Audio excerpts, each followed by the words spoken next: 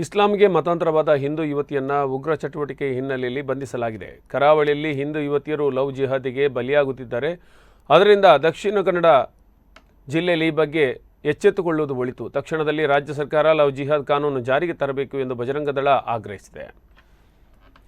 ಈ ಬಗ್ಗೆ ಪತ್ರಿಕಾಗೋಷ್ಠಿಯಲ್ಲಿ ಮಾಹಿತಿ ನೀಡಿದ ಬಜರಂಗದಳದ ಪ್ರಾಂತ ಸಂಯೋಜಕ ಸುನಿಲ್ ಕೆಆರ್, ಮಂಗಳೂರು ಎನ್ಐಎ ದಾಳಿಯಲ್ಲಿ ಮರಿಯಂ ಬಂಧನವಾಗಿದೆ.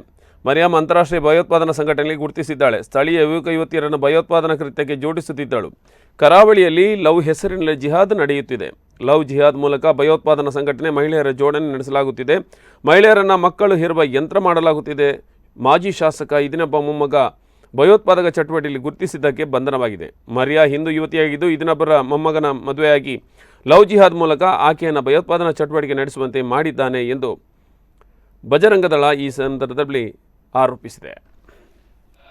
ಭಯೋತ್ಪಾದಕ ಚಟುವಟಿಕೆಗಳಿಗೆ ಭಯೋತ್ಪಾದನೆಗೆ ಹಿಂದೂ ಧರ್ಮದ ವಿರುದ್ಧ ಕೆಲಸ ಮಾಡುವಂತಹ ವ್ಯವಸ್ಥಿತವಾದ ಒಂದು ಷಡ್ಯಂತ್ರವನ್ನ ವ್ಯವಸ್ಥಿತವಾಗಿ ಮಾಡ್ತಾ ಇದ್ದಾರೆ.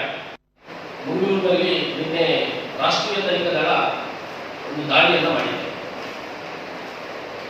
ಮಂಗಳೂರಿನ ಉಳ್ಳಾಲದ ಮಾಜಿ ಶಾಸಕ ಇದನ್ನಪ್ಪನವರ ಏನು ಮೊಮ್ಮಗ ಇದ್ದಾನೆ, ಅವರ ಪತ್ನಿಯನ್ನ ಬಂಧನವನ್ನು ಮಾಡಿದ್ದಾರೆ.